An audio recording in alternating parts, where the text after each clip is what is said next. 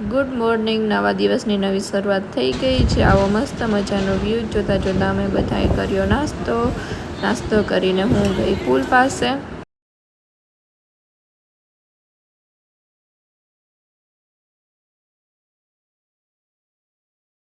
બે ત્રણ જ બ્લોગ બનાવ્યા છે એટલે હું એટલી બધી એક્સપર્ટ નથી બ્લોગ બનાવવામાં, કે થોડીક કંઈ મિસ્ટેક થોડીક થતી રહેશે તો તમે મને કોમેન્ટમાં કહેજો કે શું મારે ઇમ્પ્રૂવ કરવું.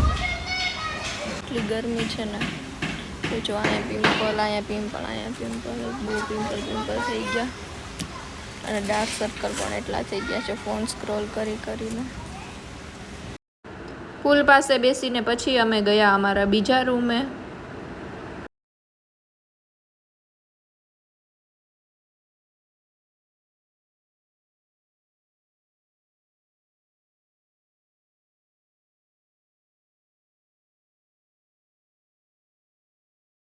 આ રૂમ પણ બહુ જ સરસ છે, તમે જોઈ શકો છો.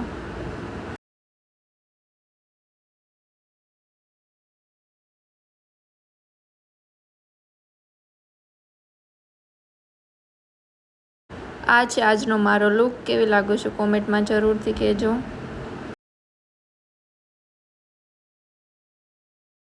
થોડા ઘણા ફોટા પાડીને અમે ગયા બીચ પાસે. અહીંયા ઘણા બધા સ્ટોલ લાગેલા છે, તમારે શોપિંગ કરવી હોય તો તમે અહીંયા શોપિંગ કરી શકો છો.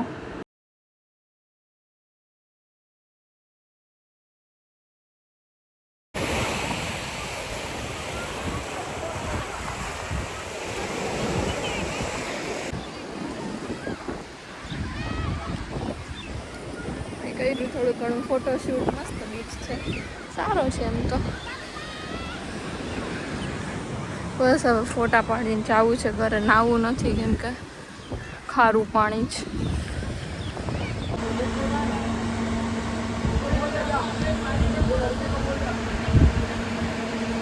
એટલી ગરમી છે ને, કુલરની હવા કાંઈ કામ નથી કરતી.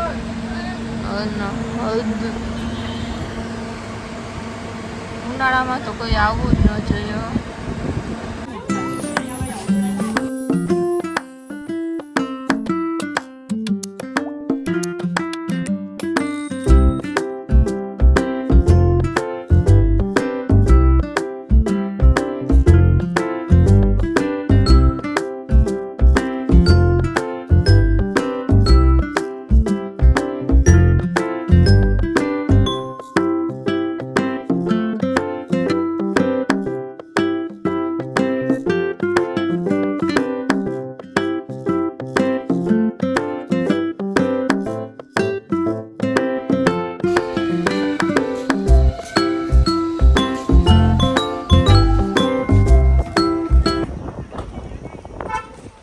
આ જે સામે જેલ દેખાય છે ત્યાં એક પિક્ચરનું શૂટિંગ થયું હતું. કેવું પિક્ચર અને કયા હીરોનું શૂટિંગ થયું હતું તે મને તમે કોમેન્ટમાં જણાવજો. અને હા, તે હીરો વિમલને એડ કરે છે.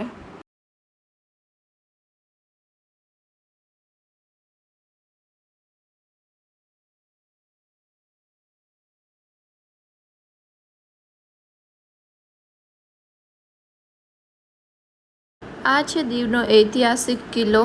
તેનું નિર્માણ પોર્ટુગીઝોએ ઈસવીસન 1535થી લઈને ઈસવીસન 1541 દરમિયાન કર્યું હતું.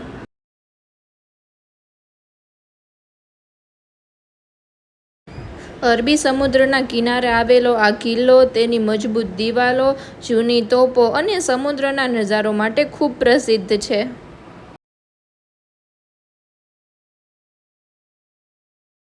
દીવ કિલ્લો લગભગ 5 કિલોમીટર લાંબી કિલ્લેબંધી ધરાવે છે અને સમુદ્રની સુરક્ષા માટે બનાવવામાં આવ્યો હતો. કિલ્લાની અંદર આજે પણ જૂની તોપો, જેલના અવશેષો અને લાઇટ હાઉસ જોવા મળે છે. અહીંથી સૂર્યોદય અને સૂર્યાસ્તના નજારા ખૂબ જ સુંદર લાગે છે, તેથી ફોટોગ્રાફી માટે આ બેસ્ટ સ્પોટ છે.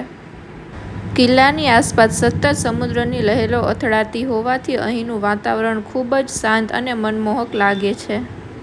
જો તમે દીવ ફરવા આવો છો તો આ કિલ્લામાં થોડો સમય જરૂરથી પસાર કરજો. અહીંનો સમુદ્રનો નજારો, ઠંડી હવા અને ઐતિહાસિક વાતાવરણ તમારી ટ્રીપને યાદગાર બનાવી દેશે.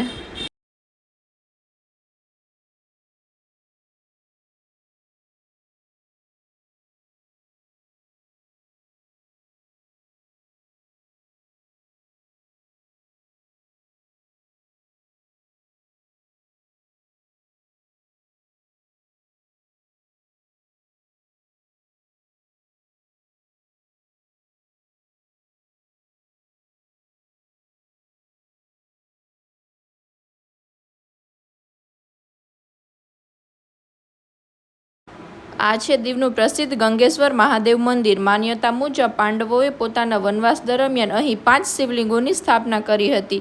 આ મંદિરની સૌથી ખાસ વાત એ છે કે સમુદ્રની લહેરો દિવસમાં ઘણી વખત આવીને આ 5 શિવલિંગનો કુદરતી જળાભિષેક કરે છે. પ્રકૃતિ અને આસ્થાનું સુંદર સંગમ જોવા માટે આ સ્થળ જરૂર મુલાકાતે લેવા જેવું છે.